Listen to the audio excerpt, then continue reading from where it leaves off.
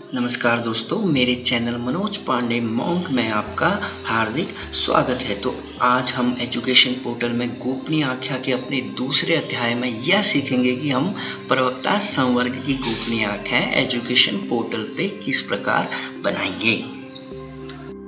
तो प्रवक्ता संवर्ग की गोपनीय आख्या बनाने से पूर्व मैं आप लोगों का मेरे द्वारा 100 OLT संवर्ग की गोपनीय आख्या कैसे बनाएं वीडियो में पॉजिटिव रिस्पांस देने के लिए हृदय से अभिवादन करता हूं और उम्मीद करूंगा कि आप भविष्य में भी मुझसे ऐसे सवाल पूछते रहें।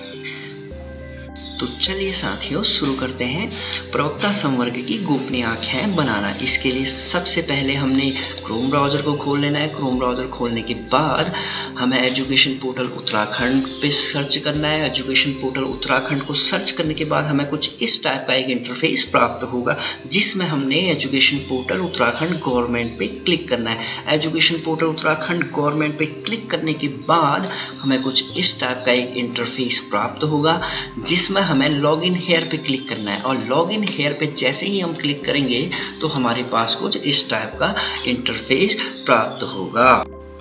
अब यहाँ पर गोपनीय आख्या बनाने के दो तरीके हैं, एक तो एम्प्लॉय के स्तर से और दूसरा यूनिट के स्तर से। यूनिट यानी विद्यालय के स्तर से। अगर आप एम्प्लॉय के स्तर से अपनी गोपनीय आख्या बना रहे हैं तो आपको बीईओ कार्यालय द्वारा जो आईडी और पासवर्ड दिया उसके थ्रू यहाँ लॉगिन करना है। उसके बाद आपको अपना प्रतिवेदक, समीक्षक और स्वीकृतकर्ता अधिकारी बनना है। बाकी की प्रोसीजर बिल्कुल सेम रहेगी, जैसे कि मैं आपको इस वीडियो में दिखाऊंगा। फिलहाल हम अपने विद्यालय की आईडी से लॉगिन कर रहे हैं, तो हमें विद्यालय की यूजर आईडी और पासवर्ड डालना है। यूजर आईडी पासवर्ड डालने के बाद हमारे पास कुछ इस टाइप का इंटरफेस प्राप्त होगा। तो उसमें हमें बाएं तरफ के एम्प्लॉय में जाना है और एम्प्लॉय के एम्प्लॉय ACR लिखा है, उसमें क्लिक करना है। क्लिक करने के बाद कुछ इस टाइप का हमारे विद्यालय में जितने भी कार्यरत शिक्षक शिक्षिकाएं हैं, यानी कि प्रधानाचार्य, प्रवक्ता और 100 OLT हैं, उनका विवरण आ जाएगा। ये विवरण आ गया तो इसमें हमने सबसे लास्ट में स्टेटस करके ऑप्शन दिया गया है। स्टेटस में जिन जिनकी ACR नहीं भरी है उनको लाल से दिखाया गया है और जिनकी ACR भर चुकी है उनको ग्रीन से शो किया गया है। तो चलिए अब हम शुरू करते हैं। इसके लिए हमने स्टेटस पे नॉट फील्ड को क्लिक करना है।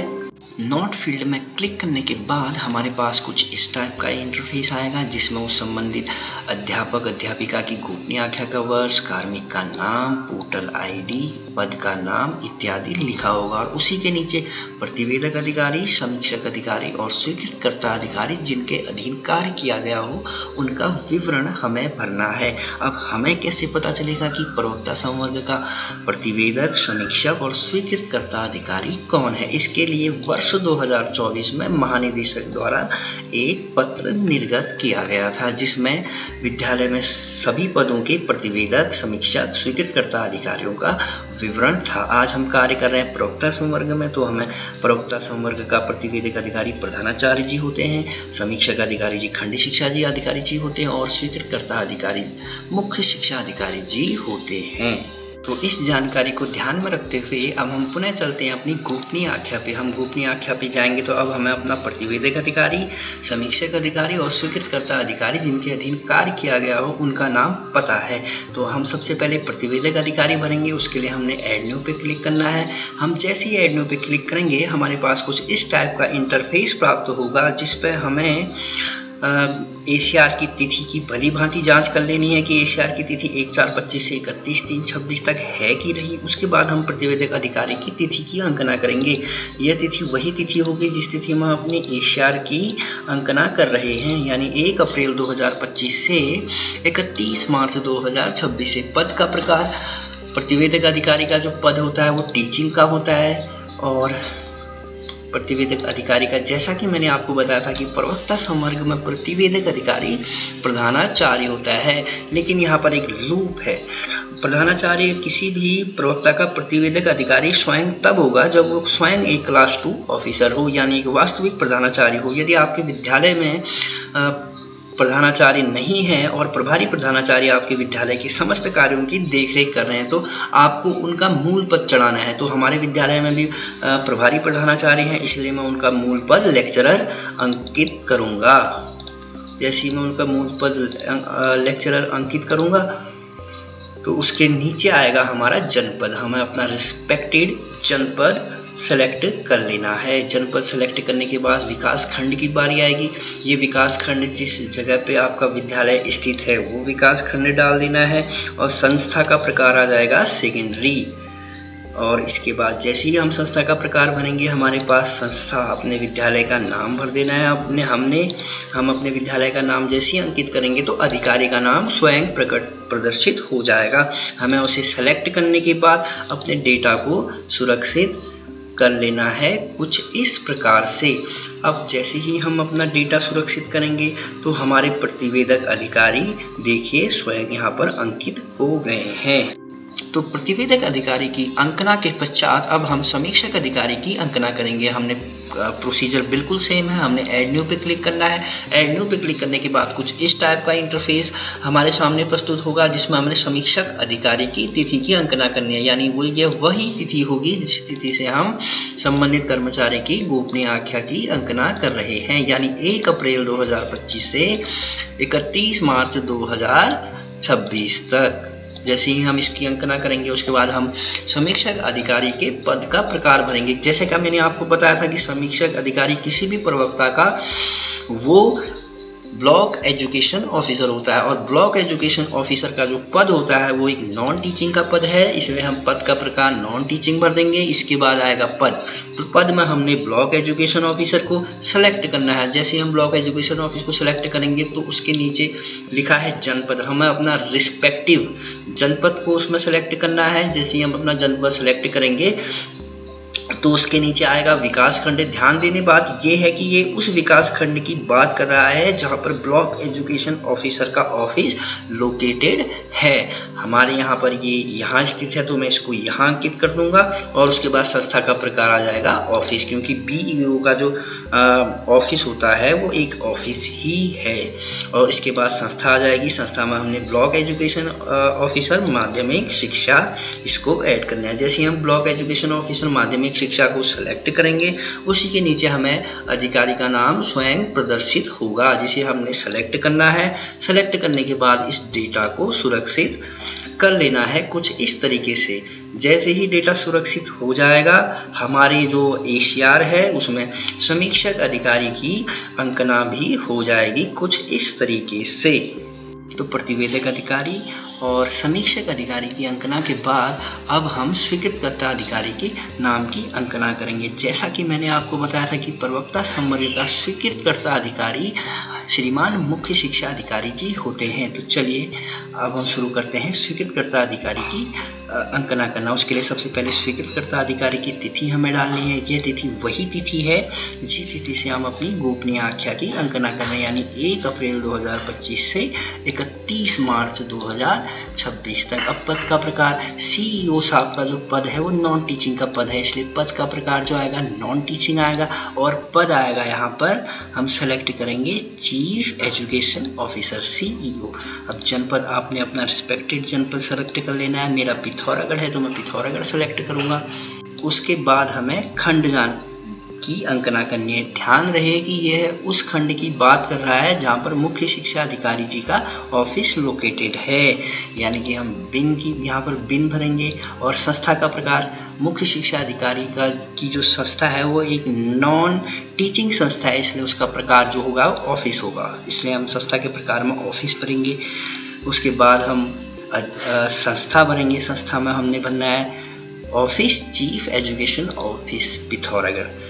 संस्था का प्रकार भरने के बाद हम अधिकारी के नाम में जाएंगे। लेकिन दोस्तों जैसा कि आप देख रहे हैं कि हमारे चीफ एजुकेशन ऑफिसर जो हैं उनका नाम अभी डैशबोर्ड पे प्रदर्शित नहीं हो रहा है। इसका कारण ये हो सकता है कि इससे जो पूर्व हमारे सीईओ साहब थे यानी सारस्वत जी थे, उनके प्रमोशन के बाद जो हमारे नए सीईओ बने हैं श्री तरुण कुमार पंत जी, उनका नाम अभी तक डेटाबेस में अपडेट नहीं किया गया है, जिस कारण उनका यहाँ पर नाम प्रदर्शित नहीं हो रहा है।